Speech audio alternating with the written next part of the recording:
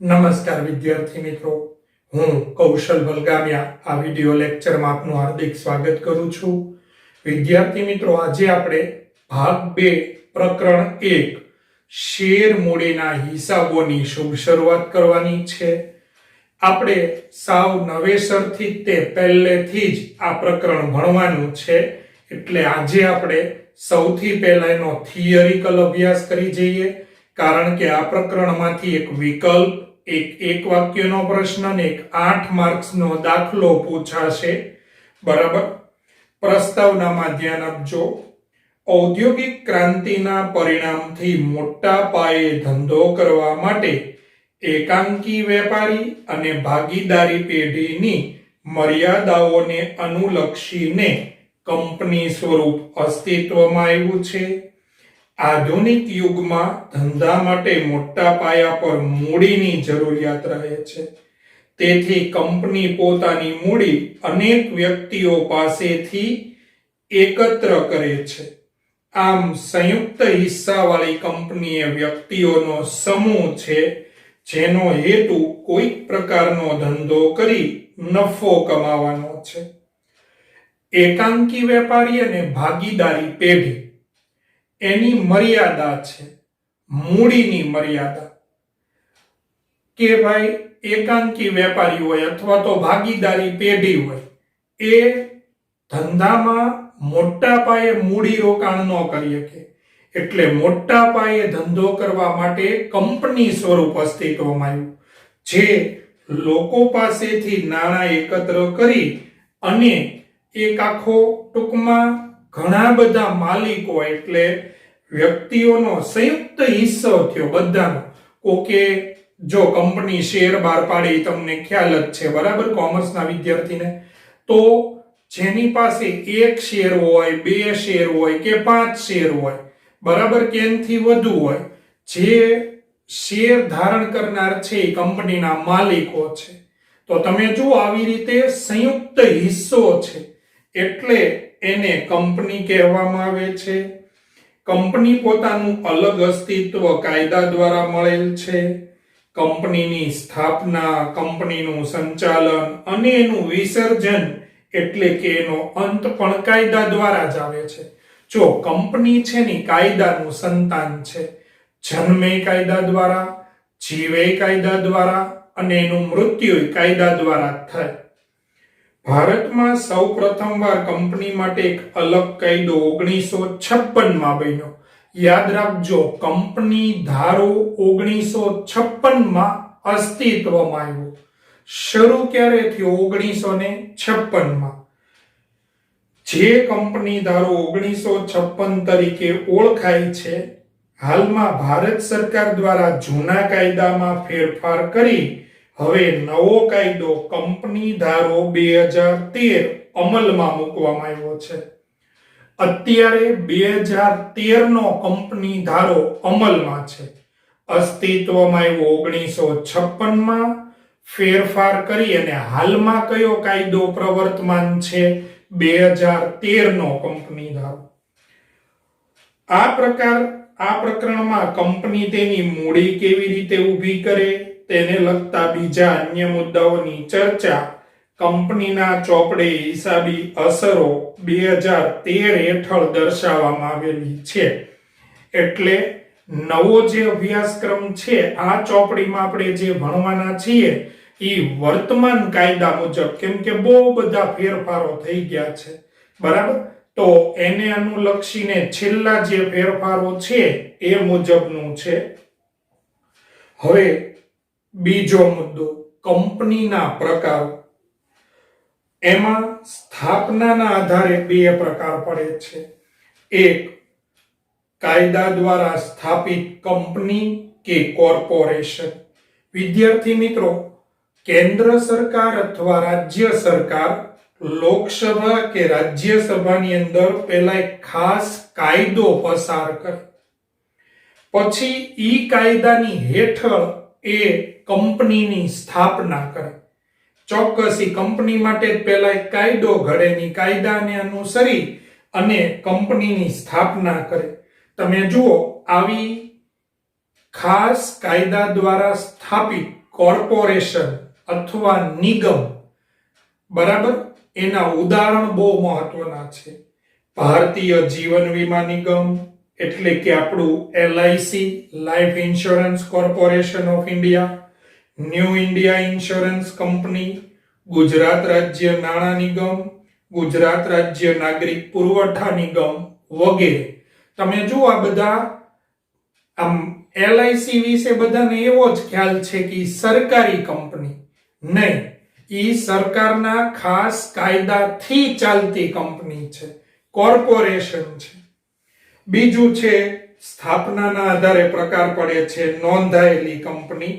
તો જેનું કાયદા અનુસાર નોંધણી થઈ હોય એ બધી નોંધાયેલી કંપની કહેવાય, અને ભારતમાં લગભગ તમામ કંપનીઓ નોંધાયેલી હોય છે.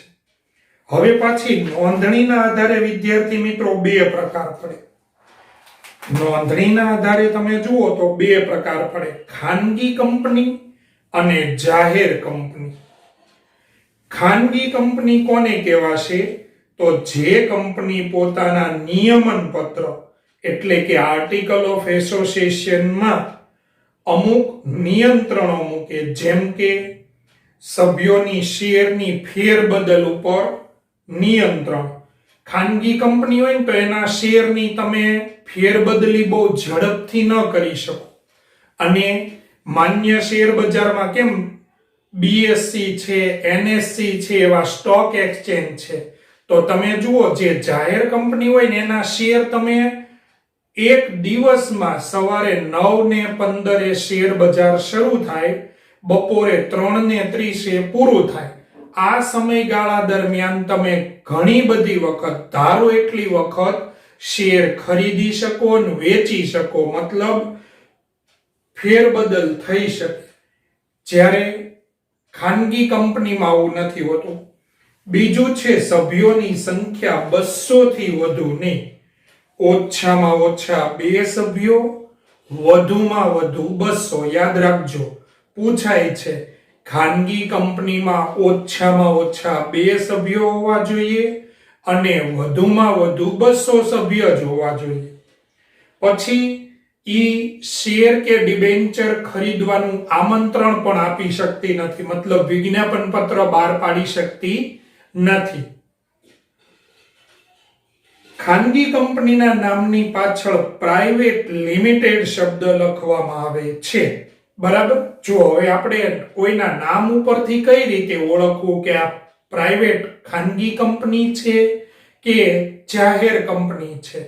તો ખાનગી કંપનીના નામની પાછળ પ્રાઇવેટ લિમિટેડ હોય, જાહેર કંપનીના નામની પાછળ માત્ર લિમિટેડ શબ્દ જ લગાડવામાં આવે છે. પછી હવે જે નવો કંપની ધારો આવ્યો ને એ પ્રમાણે એક વ્યક્તિ તે કંપનીની સ્થાપના કરી શકે છે, જેને OPC એટલે કે વન પર્સન કંપની, એક વ્યક્તિની કંપની એમ ઓળખવામાં આવે છે, જે ખાનગી કંપનીનો જ એક ભાગ છે. જો હવે નવો સુધારો થયો કે એક વ્યક્તિ કંપનીની સ્થાપના કરી શકે. તમને હું ખાનગી કંપનીનું ભાવનગરનું ઉદાહરણ આપું તો તમે જુઓ, દાસ પેંડાવાળા પ્રાઇવેટ લિમિટેડ એ ભાવનગરની ખાનગી કંપની છે, બરાબર. આપણે અહીંયાના સ્થાનિક ઉદાહરણ તમને સમજાય એટલે મેં સ્થાનિક ઉદાહરણ આપ્યું. જાહેર કંપની ખાનગી નથી, બધી જાહેર કંપની, જેમાં શેરની મુક્ત ફેરબદલી થઈ શકે, જેની સભ્ય સંખ્યા ઉપર કોઈ નિયંત્રણ નથી, ઓછામાં ઓછા 7 સભ્યો હોય, વધુમાં વધુ કોઈ મર્યાદા જ નહીં, કારણ કે એક શેર કોઈ વ્યક્તિ પાસે હોય ને તો એ કંપનીનો સભ્ય ગણાય. એટલે તમે વિચારી લ્યો કે દરેક કંપનીના સભ્યોની સંખ્યા તો લાખોમાં હોય. રિલાયન્સ વિશ્વની સૌથી વધુ શેર હોલ્ડર ધરાવતી કંપની છે, સભ્યો ધરાવતી કંપની છે.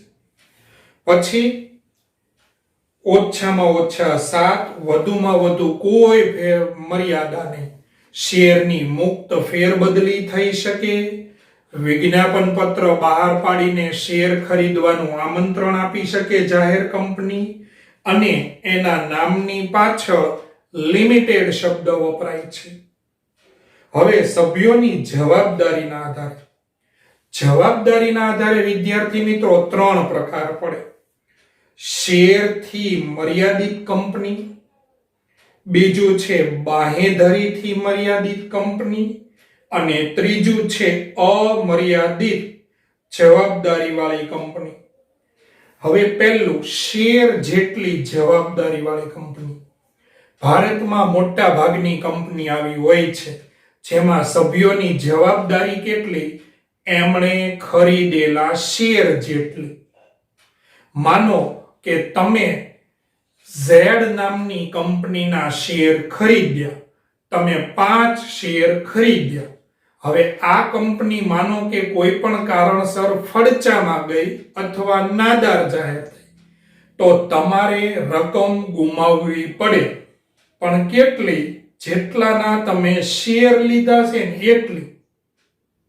તમે 5 શેરમાં નાણાંનું રોકાણ કર્યું હોય તો 5 શેરના પૈસા જાય, પણ પછી તમારે ઘરેથી પૈસા કાઢીને કંપનીનું દેવું ચૂકવવું ન પડે. મતલબ જેટલા શેર એટલી જવાબદારી, શેર જેટલી જવાબદારી વાળી કંપની. બીજું છે બાહેધરી. બાહેધરી એટલે ખાતરી, ગેરંટી જેને તમે કહો છો. બાહેધરીથી મર્યાદિત કંપની. વિદ્યાર્થી મિત્રો, આવી કંપનીની સ્થાપના છે ને ઈ સભ્યો જુદી જુદી બાહેધરીથી કરે. જેમ કે એક્સ નામની કંપની છે તો એના સભ્યોએ અલગ અલગ જવાબદારી લીધી હોય. કોઈ એમ કીધું હોય ભાઈ હાલો મારી 50,000ની જવાબદારી, કોઈ એમ કે મારી 25,000ની જવાબદારી, કોઈ એમ કે લાખની જવાબદારી. એવી રીતે કંપનીની સ્થાપના કરવામાં આવેલી હોય. તો બાહેધરીથી મર્યાદિત, જેટલી બાહેધરી તમે આપી હોય, ખાતરી આપી હોય, એટલી તમારી જવાબદારી બને. આવી કંપની તમે માત્ર રમતગમત, સાંસ્કૃતિક બાબતોને લગતી બાબતો માટે જ તમે કંપની ખોલી શકો છો. બરાબર? કે ભાઈ એનો હેતુ કળા, વિજ્ઞાન, સામાજિક કલ્યાણ, રમતગમત, સાંસ્કૃતિક બાબતો વગેરેની ઉન્નતિ થાય, એનો વિકાસ થાય અને એનો ફેલાવો થાય. આવા હેતુ માટે જ આવી કંપની સ્થાપી શકાય. અને એનું ઉદાહરણ 5 થી 6 વાર બોર્ડમાં પૂછાઈ ગયું. ભારતીય ક્રિકેટ કંટ્રોલ બોર્ડ, બરાબર, board of control for cricket in India, એટલે કે BCCI. તમે જો વિશ્વનું સૌથી ધનાઢ્ય ક્રિકેટ બોર્ડ, એ બાહેધરીથી મર્યાદિત કંપનીનું ઉદાહરણ છે કે જેમાં એના સભ્યોએ ચોક્કસ રકમની બાહેધરી સ્વીકારેલી હોય. ત્રીજું છે અમર્યાદિત જવાબદારી વાળી કંપની. એમાં વિદ્યાર્થી મિત્રો જવાબદારીની કોઈ મર્યાદા જ નથી. બરાબર? આવી કંપની માનો કે ફડચામાં જાય તો તમારે ઘરેથી અંગત મિલકતમાંથી તે કંપનીનું દેવું ચૂકવવું પડે. પણ હવે નવીન વાત, મહત્વની વાત એ છે કે ભારતમાં આવી કંપનીની સ્થાપના કરવા માટે કાયદામાં કોઈ જોગવાઈ નથી. બરાબર? હવે ત્યાર પછીનો મુદ્દો બહુ સરસ મુદ્દો છે. શેર, શેર મૂડી, એનો અર્થ, સ્વરૂપ અને પ્રકાર. હવે આપણે આપણા મૂળ મુદ્દામાં આવીએ છીએ. આ તો જે આપણે અભ્યાસ કર્યો એ કંપનીના પ્રકારો હતા. કે કંપનીના પ્રકારો સ્થાપનાને આધારે 2 પ્રકાર પડે. ખાસ કાયદા દ્વારા સ્થાપિત કોર્પોરેશન કે નિગમ. બીજું છે નોંધાયેલી કંપની. નોંધણી થઈ હોય એમાં પાછા 2 પ્રકાર પડે. જાહેર કંપની, ખાનગી કંપની. સભ્યોની જવાબદારીના આધારે 3 પ્રકાર પડે. શેર જેટલી જવાબદારી વાળી કંપની, બાહેધરીથી મર્યાદિત કંપની અને અમર્યાદિત જવાબદારી વાળી કંપની. હવે આ જે પ્રકરણ છે એની વાત આવી. શેર, શેર મૂડી, એનો અર્થ, એનું સ્વરૂપ અને એના પ્રકારો. તો તો વિદ્યાર્થી મિત્રો, કંપનીની મૂડીને શેર મૂડી કહેવાય. હવેથી તમારા ટેવ પાડવી પડશે, કારણ કે ભાગ 2 એના કુલ 6 પ્રકરણ છે. 6 પ્રકરણ વિદ્યાર્થી મિત્રો કંપની આધારિત છે. ભાગ 1 ભાગીદારી આધારિત હતો, ભાગ 2 કંપની આધારિત છે.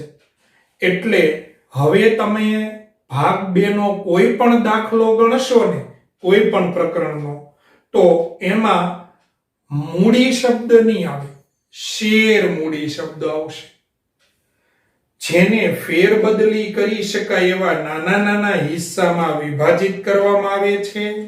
આવો દરેક વિભાજિત એકમ એને શેર કહેવાય. ખરેખર વિદ્યાર્થી મિત્રો, શેર એટલે છે ને ભાગ, હિસ્સો. હવે કંપનીને તો કરોડો અબજો રૂપિયા ભેગા કરવાના હોય છે, કેમ કે એનો ધંધો જ એટલો મોટા પાયો હોય. બરાબર, 5-6 હજાર કરોડ થી તો એ ધંધાની શરૂઆત થતી હોય. દાખલા તરીકે એક ઉદાહરણ, મેં થોડુંક મોટું ઉદાહરણ આપ્યું. એવું નથી, 100-200 કરોડની કંપનીઓ તો હોય છે ભાઈ. બરાબર, અને એનાથી નાના એકમની કંપનીઓ તો હોય છે. પણ જાહેર કંપનીની જો આપણે વાત કરીએ તો એમાં તો વિદ્યાર્થી મિત્રો કરોડો, કારણ કે એનું સ્વરૂપ જ વ્યાપક હોય. તમે જુઓ, દાસ પેંડા વાળા ગુજરાતના 5-6 શહેરમાં જ જોવા મળશે. પણ તમને હું એમ કહું કે ભાઈ રિલાયન્સ લિમિટેડ, તો રિલાયન્સ તમને આખા દેશમાં તો ઠીક, વિદેશમાં જોવા મળે છે. બરાબર, તો આ મેં એક ઉદાહરણ આપ્યું. તો કહેવાનો મતલબ એમ છે કે કંપનીની જે કુલ મૂડી હોય ને, એને નાના નાના હિસ્સામાં વહેંચી દેવામાં આવે. બરાબર, જેથી તમે, એટલે કે રોકાણકાર પોતાની અનુકૂળતા મુજબનું રોકાણ કરી શકે. જેમ કે કોઈ રોકાણકાર પાસે નાણાકીય અગવડતા છે, મતલબ ઈ નાનો રોકાણકાર છે, ઈ 5-10 શેર જ લઈ શકે એમ છે, કોઈ 50-100 શેર જ લઈ શકે એમ છે.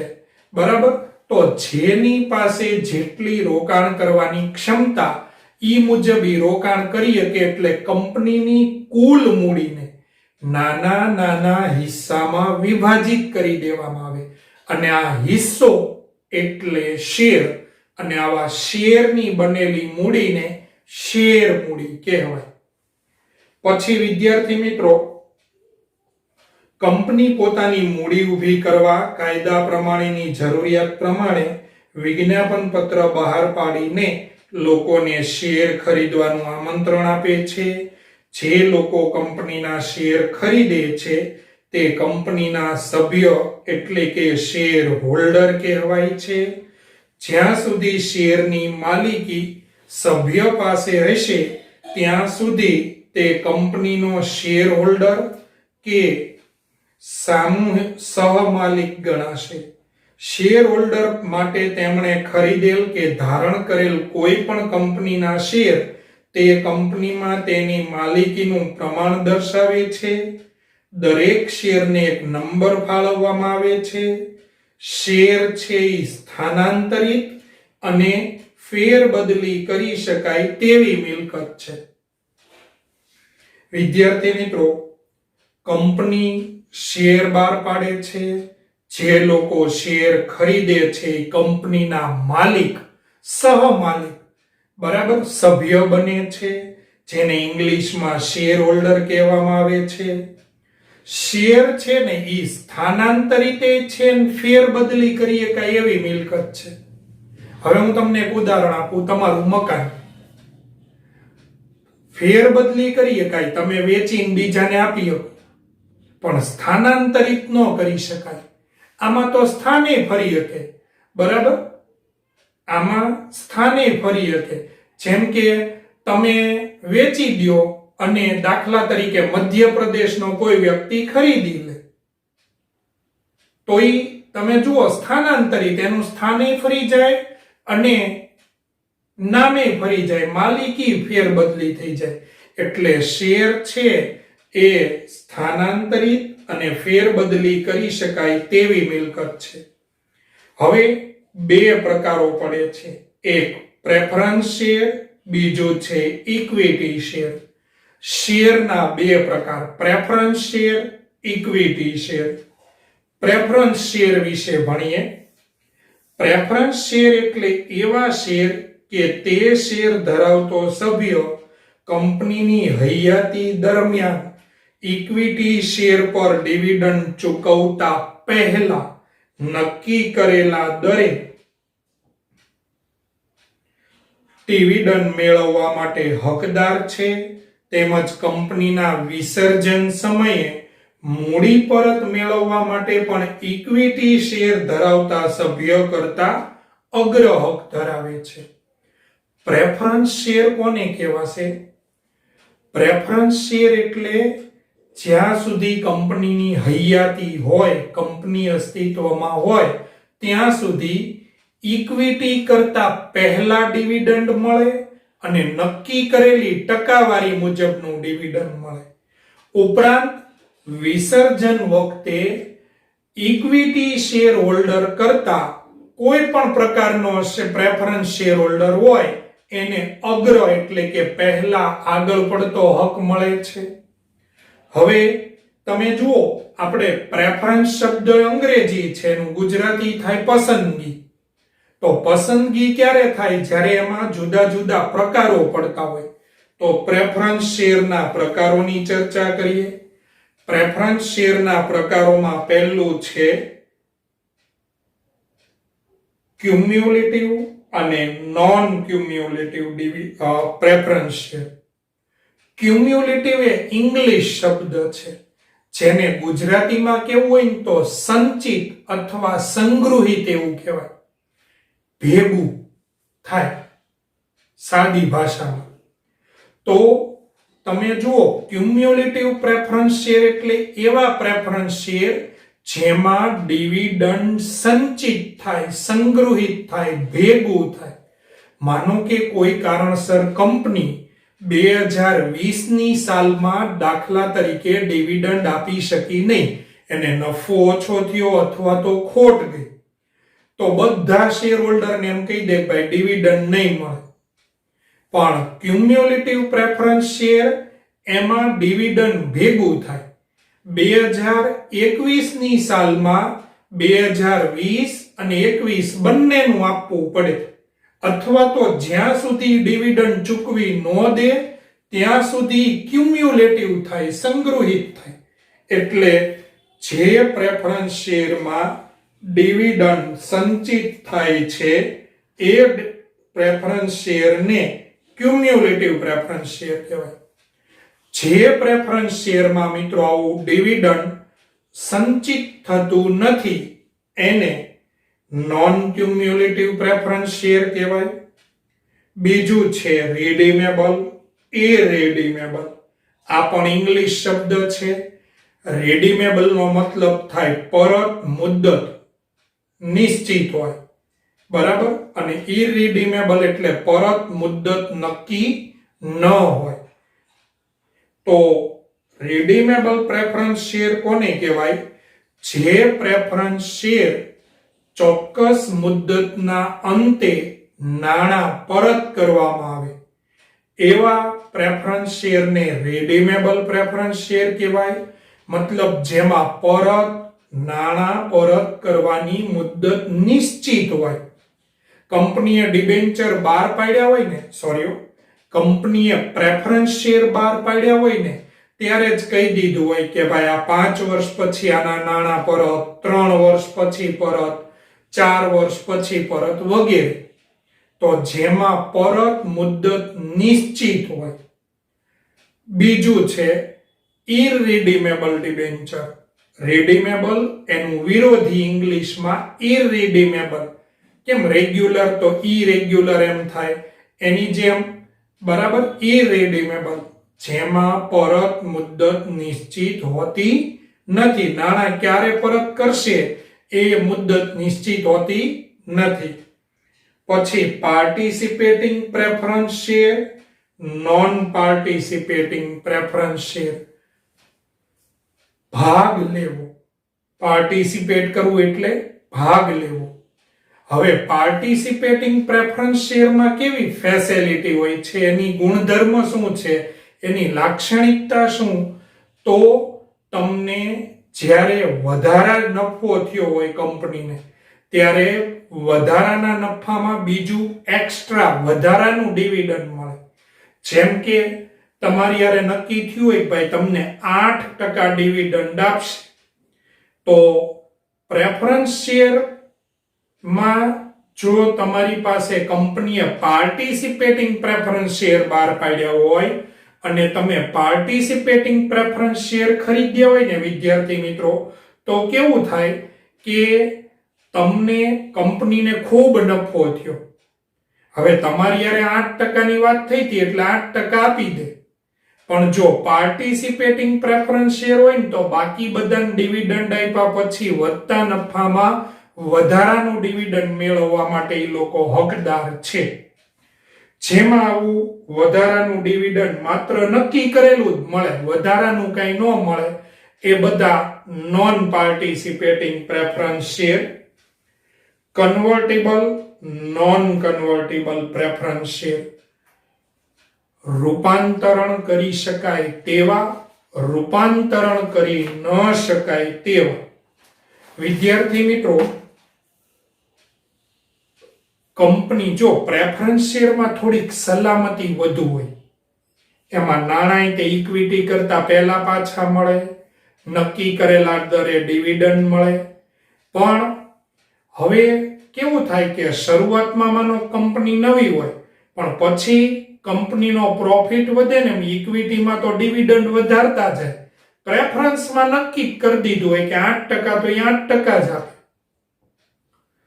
તો જેને એમ થાય કે ભાઈ હાલો આપણે અત્યારે પ્રેફરન્સ શેર લેવા છે પણ અમુક સમય પછી આપણા પ્રેફરન્સ શેરને આપણે ઇક્વિટીમાં કન્વર્ટ કરી નાખવા છે, તો આવી ઈચ્છા ધરાવનાર માટે કંપની કન્વર્ટેબલ પ્રેફરન્સ શેર બહાર પાડે છે, જેમાં નિશ્ચિત સમય પછી પ્રેફરન્સ શેરને ઇક્વિટી શેરમાં રૂપાંતરિત કરી શકાય છે.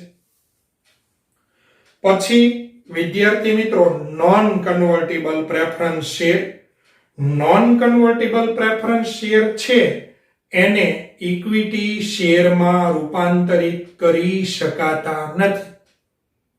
ઈ પ્રેફરન્સ શેરના પ્રેફરન્સ શેર જ રહે. બરાબર? એટલે વિદ્યાર્થી મિત્રો, આ ખૂબ મહત્વનો પ્રશ્ન છે. તમને 1 માર્કમાં એમ પૂછશે રિડીમેબલ ડિબેન્ચર એટલે શું, રિડીમેબલ પ્રેફરન્સ શેર કોને કહેવાય, કયા પ્રેફરન્સ શેરમાં પરત મુદ્દત નિશ્ચિત હોય છે, કયા પ્રકારના પ્રેફરન્સ શેરમાં વધારાનું ડિવિડન્ડ પ્રાપ્ત થાય છે, તો તમને ખબર હોવી જોઈએ પાર્ટિસિપેટિંગ પ્રેફરન્સ શેર. બરાબર? એટલે આપણે વિદ્યાર્થી મિત્રો કુલ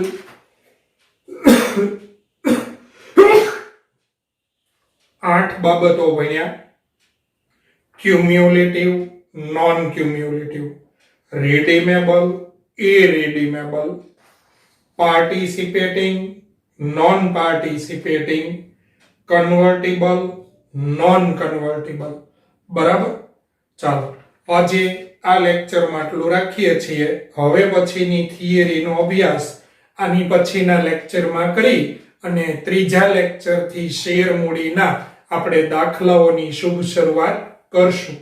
okay, thank you all of you.